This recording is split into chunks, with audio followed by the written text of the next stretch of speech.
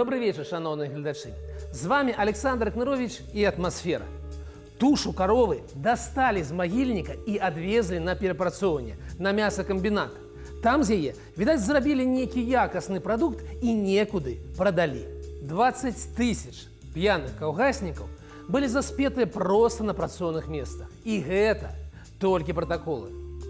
Агулам на вёсцы не стае 15% механізатараў і ветэрынараў, але палова выпускнікоў, размеркаваных туды ў палі, просто некуды выпарваюцца. Але не толькі людзі бегут. Куранятаў даводзіцца масава закупляць за мяжой. Я так магу доўга працягваць. Пра правалы са збожжам, малаком, мясам, і вы спытаеце, адкуль я гэта ведаю. На мінулым тыдні паказалі новую серыю самакрытычнага шоу «Поспехі Беларусі». Гэта другая частка моноспектаклю, калі ў першай Лукашенко хвацка выкрыў усе правалы айчыннай прамысловасці пад уласным кіраўніцтвам, то ў гэтай раскрыў гледачам усе таямніцы. Усё цёмнае закуліссе нашай сельскагаспадарчай мафіі. Слухачы яго інакш і не скажаш. Так што адсуньце, калі ласка, дзяцей ад экранаў, а самі запарце гарбаты, сядьце як мага ямчэй і вазьміцеся за нешта як мага мацней. Мы говорим про белорусскую экономику просто. Поехали. Нарада гэта была прысвечаная сельскай гаспадарцы цалкам, так бы мовіць, комплексна. Але ёсць адна тэма, што бярэ за душу. Адгадаеце, якая? Вы маеце рацыю. Пра тое самае, пра могілкі хатных жывёлінаў. Вялікае прывітанне Стывену Кінгу. Глядзім. В 1923 году по линии борьбы с коррупцией и экономическими преступлениями каждое пятое преступление касается сферы АПК. Преобладают преступления, связанные со служебным подлогом. Увеличилось количество краж.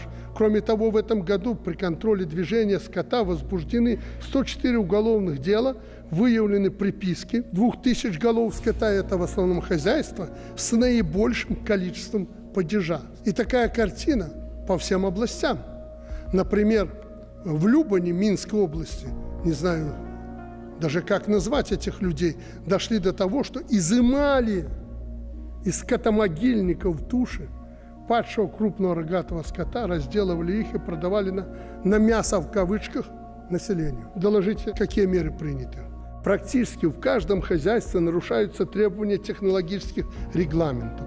Нет комбикормов, имеют место системные нарушения технологий. В 1923 году падеж крупного рогатого скота достиг максимального значения за историю статистических наблюдений и составил 122,5 тысячи голов. Что это еще за нормативы такие гибели скота? Его быть не должно. Як ашушэнне? Сочым за руками. Гэты ветэрынар патрабуе, каб паморку быдла не было зусім. І яно зразумела, памерла скацінка, форс-мажор, трагедыя. Ён патрабуе, пагражае, заклікае Бога, д'ябла, пракуратуру разам КДК, і тыя ловяць, заводзяць крымінальныя справы сотнямі. А гэты самы паморак толькі павялічваецца. Цуды? Ну і каровы, яны ж, як людзі, рэагуюць адпаведна, саботажам. Надо заставить доить коров так, как положено. Мы уже не казали про тему надояў айчынных рагуляў.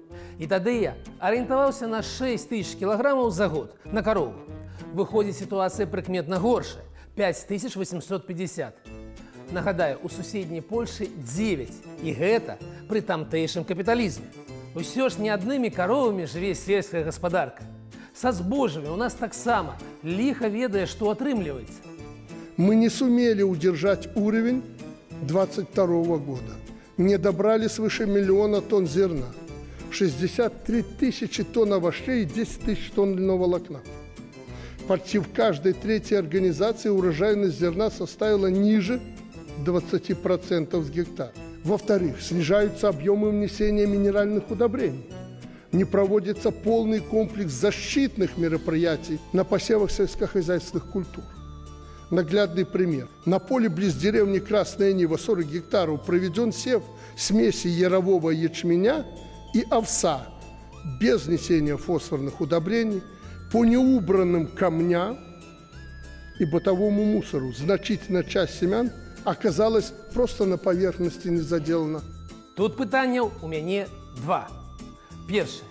Летась у Беларусі ураджай з улікам рапсу быў 8,6 мільёнаў тоннаў. Но кепскае было надвор'е, падвяло. Праўда, чаму ў Літве ў той жа год ураджай склаў 7 мільёнаў тоннаў? Вы тую Літву на мапе бачылі? Яны ж выміраюць на сваім лапіку зямлі. Ну, уключыце БТ, калі не верыце. У рэчаіснасці там на збожжы зарабляюць часам больш за мільярд. У мінулым годзе экспарт збожжаў быў 1 200 мільёнаў долараў. А мы с усімі нашымі крэпкімі планамі хозяйственнікамі мусілі купляць збожжа ў Расіі. У нас што? Настолькі розныя умовы надвор'я з Літвою. Горная града падзяліла Беларусь і Літву. Ці мусоны з пасатамі не даюць падняцца выключна беларускаму каласку. Што ж трасса такая адбылося? Но другое пытанне драбнейшае. Гэта як так атрымліваецца, што вось гэты самы загадчык ведае, што ідзе і вядома, калі трэба сеяць. Ну, жыта там, кавуны ці пшаніцу. А вось падпарадкаваныя не ў курсе. І адкрыта яму шкодзяць. Чым гэты кіравнічы парадокс можна растлумачыць? Ну, на 30-м годзе кіравання. І, дарэчы, пра кавуны. А што ў нас там з бахчавымі? Яны на нарадзе неяк не прагучалі. Памятаеце, мы збіраліся гадаваць уласныя кавуны і дыні, імпартазамясціць, так бы мовіць. І нават у кожным раёне дзесяткі гектараў пад гэта вылучылі. Заглохла тэма, а шкада. Трэба, мусіць, у прокуратуру написать, каб просочили, оценили эффективность выдаткованных грошей. Однако в прошлом году травяных кормов заготовлено только 91% к программным показателям. Но чтобы решить проблему с кормами, надо прежде всего решить проблему силосных траншей. Роман Александрович, хоть умрите, но в течение этого года все корма должны заготовлены быть, особенно травянистые, кукурузные силосы и прочее, в нормальные хранилища. Надо уходить окончательно от этих курганов, и как это когда-то закладывали в какие-то рвы, естественные ямы и прочее. 30 минимум процентов кормов, если нормально их положить, в такие ямы естественные мы теряем. Ведаеце, что такое сіласныя гэтыя самыя траншеі? Гэта просто яма ў поле. Я пра тое, што ад іх трэба адыходзіць, чую ўжо гадоў так 25 ад гэтага ж самага аграстратэга. Ну, вядома, у нас же бітва за ўраджай, як тут без траншеяў і флангавых удараў студэнтамі, якіх сагналі ў поле замест параў. Ну а што у нас там з лічбамі? Якія галоўныя паказнікі любога бізнеса, у тым ліку і сельскагаспадарчага? Тут усё проста. Укладанне, выручка, прыбытак, пазыкавы капітал. Ці можна недзе паглядзець на такія лічбы ў беларускай сельскай гаспадарцы? Не. Некія лічбы гэтыя спецыялісты, вядома, агучваюць, але там ужо такая колькасць скажэнняў, што праўды не ведае ніхто. У першую чаргу, таму што частка стратаў, частка грошай, якімі гадамі, як цяжкімі наркотыкамі закідывалася сельская гаспадарка, даўно ўжо спісаная, дэвальваваная, страчаная.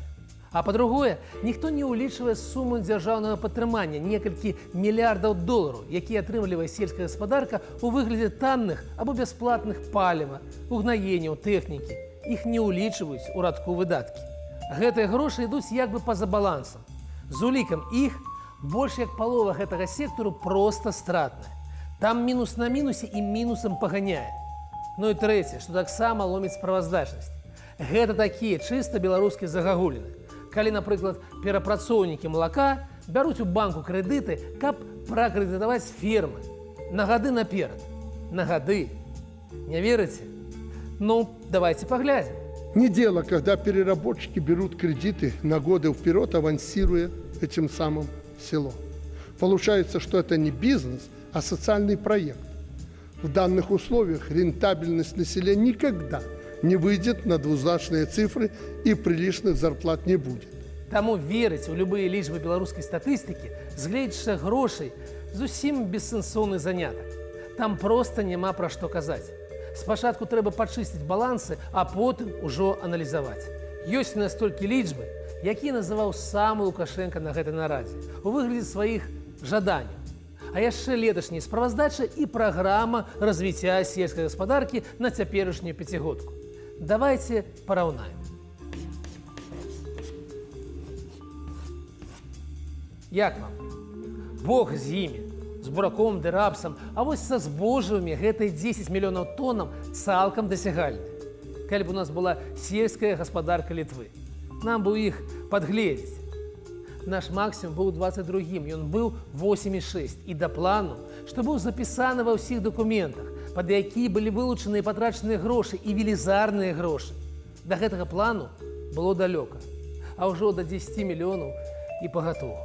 Звярну увагу, і рапс, і кукуруза праходзяць у асобных радках.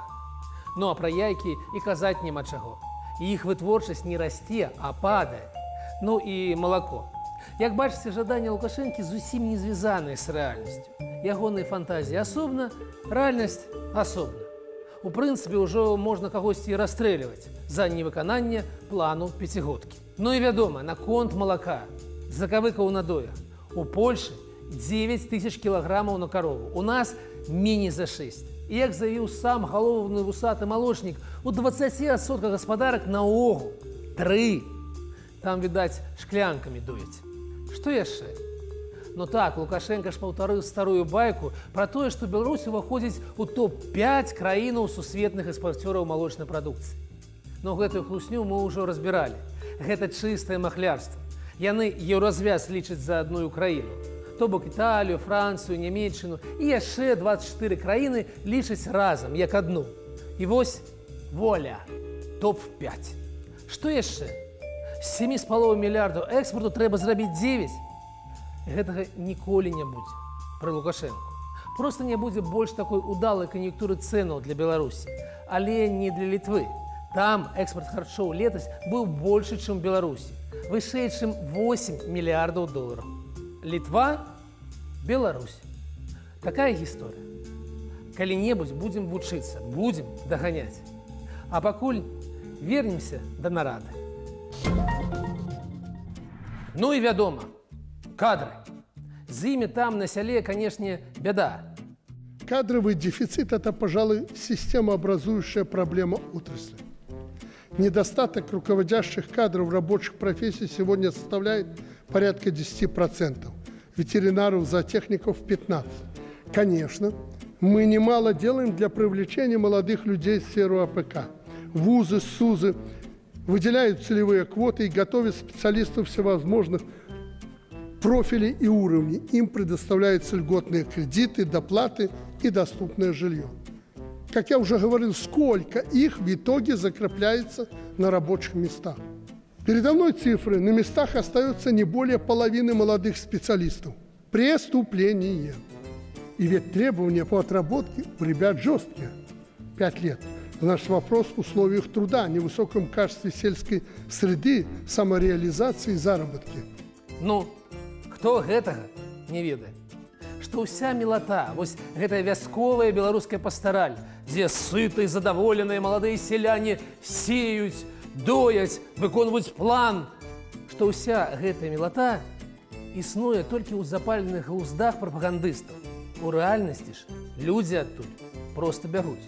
На пачатку кіравання Лукашэнкі ў вёсцы жылі каля 3 мільёнаў людзей. Зараз 1 800 000. Куды ж яны ўсе падзеліся? А прыгадваеце, мы там аграгарадкі будавалі, цэлыя праграмы адраджэння сяла называлася. Ну і дзе гэта ўсё? Выходзіць, проста выкінулі грошы. І хто ж гэта зрабіў? Ну вядома ж, падначаленыя. Гэта ж яны шкоднікі, горшыя за Байдена з Тихановскай. Закостенели, привыкли отдавать команды и даже не контролируются, особенно председатель райисполкома. Я вас вообще не вижу, вы выпадаете из обоймы вертикали. Не вижу вас. Это губернатор так работает, где вообще в разы падеж увеличился. Спрашиваю, как так? Он мне отвечает: Александр, вы не переживайте, мы по кварталу все выровняем. Я до сих пор не могу понять, как можно выровнять по кварталу что-то или показатели, если погибли уже телята.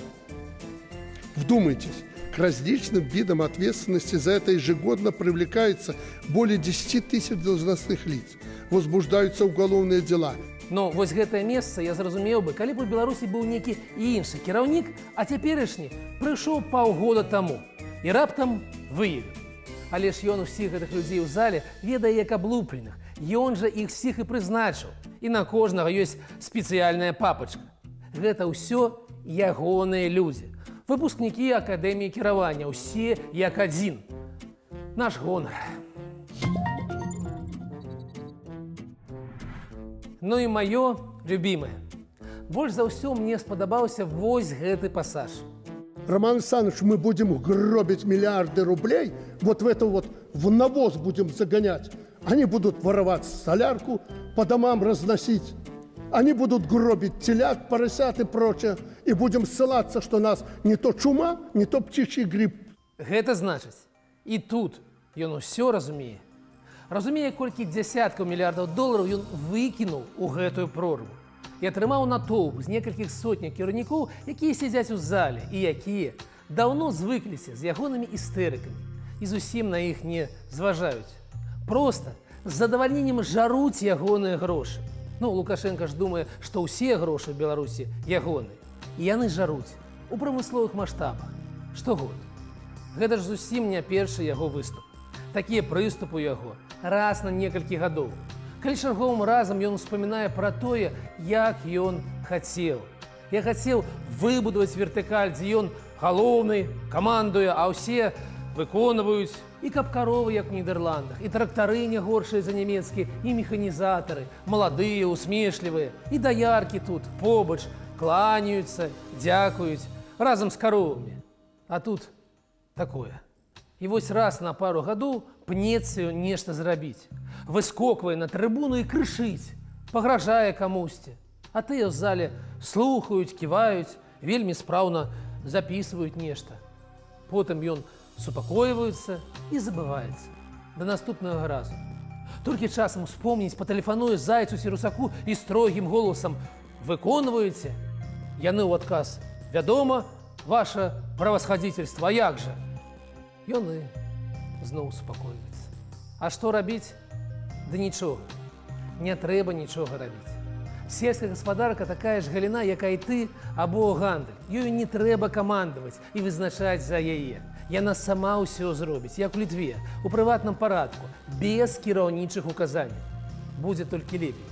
Няма ў Еўропе ніводнага кіраўніка краіны, які б дадумаўся праводзіць селектарныя нарады з фермерамі, з нагоды пасяўной ці уборачнай. У бітве за ўраджай яны наогул не ўдзельнічаюць. І чамусьці не галадаюць там, нідзе. Гэта не звязаныя паміж сабою рэчы. Тым больш, што ў Беларусі дасягненняў няма. Беларус траціць на прадукты харчавання амаль 40% свайго даходу. Паляк 17%. І думаць не думае пра пасяўную, пра п'яных даярак на працоўным месцы або пра праблемы сіласных траншэяў. І як ён без гэтага жыве? Такая сёння атмасфера. З вами быў Александр Кнырович. Убачымся праз тыдзень.